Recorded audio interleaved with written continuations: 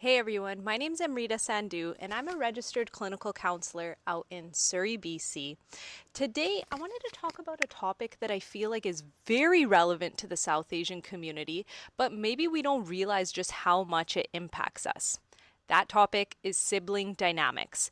So, we kind of see about four or five common themes or patterns when it comes to what goes on in our sibling relationships, mostly because a lot of us had immigrant parents. That means they were very busy. So our older siblings became like these step in pseudo parents. And of course, because they were mostly just kids themselves, and sometimes the age gap wasn't even that much, or in my case, perhaps it was a substantial age gap. My brother is 10 years my elder, my sister is 8 years my elder. This can create a ripple effect of a lot of kind of contention sometimes when these older siblings are parentified and they become the disciplinarian, they become the caregiver, the nurturer. They tend to your physical needs like food, making sure you're doing your homework, making sure you're staying out of trouble. And sometimes when too much power is given to a developing mind, things can go sideways. So, just a little bit of a trigger warning for this first topic here. Of course, when you have people who are offspring and minors dependent still themselves, being given a lot of autonomy or authority when it comes to being a caregiver for their younger sibling, sometimes, like I mentioned, things can go wrong and some toxic things can end up happening. So, again, trigger warning, but sometimes we don't realize that a lot of what goes on in our South Asian homes teeters into abuse territories, or perhaps we do know, but we just don't know how to resource it. So often in therapy sessions, we'll start off by getting a full background of what's the family history, what's been going on in your formative years that might be showing up in different ways now in your adult relationships, whether it's with your colleagues, romantic partners, your friends. And often, sometimes there's stuff that has gone on between sibling dynamics, including maybe sibling abuse. A lot of times, parents aren't home, so they don't see everything that goes on. And this means that anger can take over for older siblings who are growing resentful of this role that they've just kind of been thrust into. There's a lot of sacrificing they have to do. They don't get to be that regular adolescent just connecting with their friends in a carefree manner because they have this dependent child at home waiting to be taken care of. So maybe that can make them reactive, or perhaps they have their own trials and tribulations going on. The adolescent time period is very tumultuous. So if they're always having to prioritize their younger siblings' needs ahead of their own, that can transform into becoming really angry and reactive. And what do we know about anger? It often comes out in our hands. We can be very aggressive in our wording, so verbal abuse, emotional abuse, physical abuse, and unfortunately, as we know, sometimes sexual abuse can happen among siblings in family systems as well.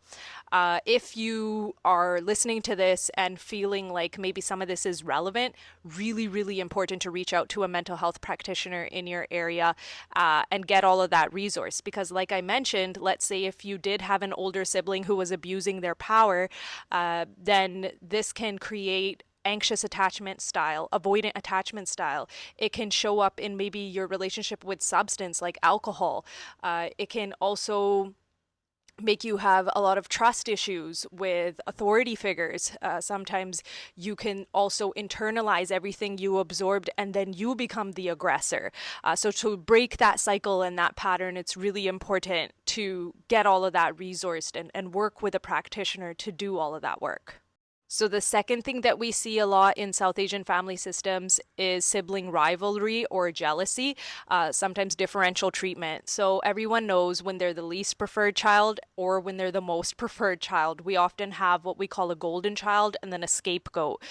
The golden child is usually the parents' idealized version of their own self that they're seeing in their offspring.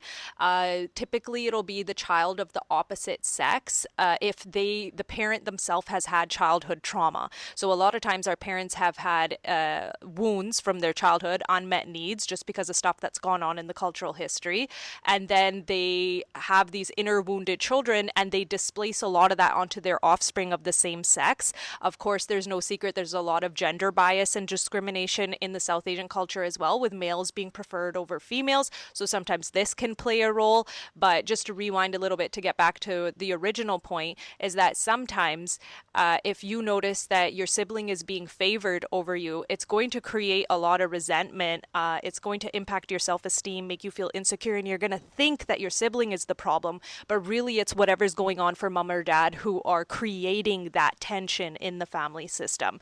So let's just say if a parent had, so this is how their childhood comes into play with how they parent when they're adults. Let's say if a parent has had a problematic relationship with their sibling, and then their first child is the same sex as that sibling who they had a problem with, and maybe share a lot of qualities, either physical. I mean, sometimes we look like our mame or chache or tai or masis, right, or puas, our blood relatives, and so then our parent can displace their original negative emotions that they have for their sibling onto their offspring that reminds them of that sibling. So if you're ever left scratching your head going, why does it seem like my parent just genuinely does not like me, and it's been that way from the get-go, well, they might be just carrying on a narrative that occurred from before you were even born. Another thing that we can unfortunately see a lot of that creates that sibling rivalry dynamic or unhealthy attachments between siblings, whether it's brother, sister, two sisters, or two brothers, is when there's narcissistic parenting going on. So we know this is unfortunately also very common in South Asian families where parents can have a lot of inflated ego. They're using authoritarian parenting. They almost see their offspring as a competitor. And in those types of parenting systems, usually they'll have one child who is their favorite. That's their golden child. That's their idealized version of their own self, because they are narcissistic and kind of have a self-inflated self view. And then they really pump up that kid and put a lot of pressure on them to meet their expectations and fill their unmet needs, which really isn't easy for that child either. But then you have the unpreferred child watching that and seeing this big disparity in how they're treated and how their sibling is treated. And of course, they're going to grow resentful of their sibling, who it seems like is having an easier walk of life than they are.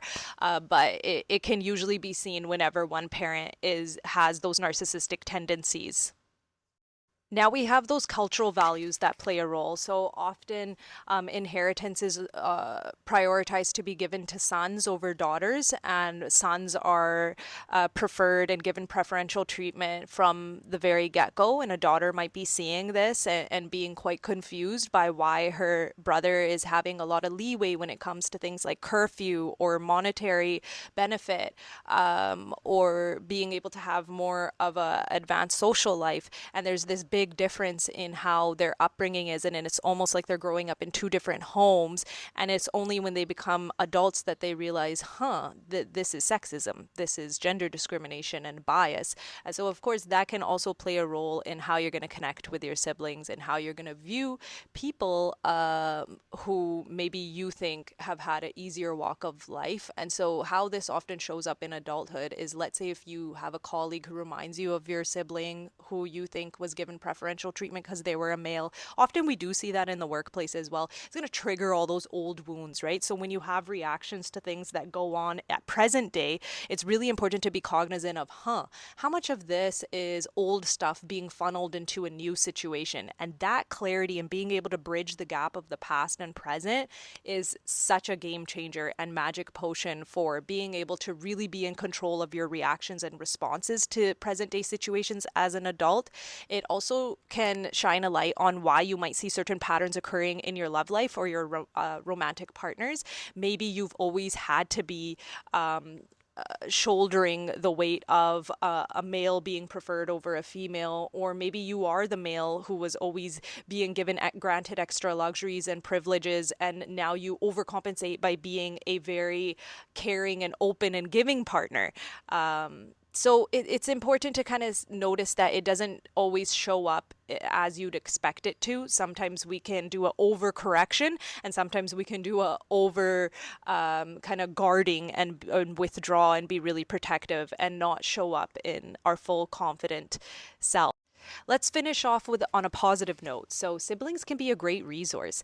They're the only ones who have a true inside view of what your life in your formative years was like, even if they had rose-colored glasses or a different experience or they're in denial about certain things. Once you reach a certain level of enlightenment and have tapped into some good resourcing when it comes to emotional distress, that you can relate to your siblings in a different way, and it can be a really healthy bond and attachment once you can get through all that shadow stuff that's happened, maybe even intergenerationally from up the way, and you realize that everybody's bringing in an emotional suitcase that sometimes precedes when you even came onto this earth. So, all in all, sibling relationships can be a very healthy thing, of course, if there hasn't been any abuse going on.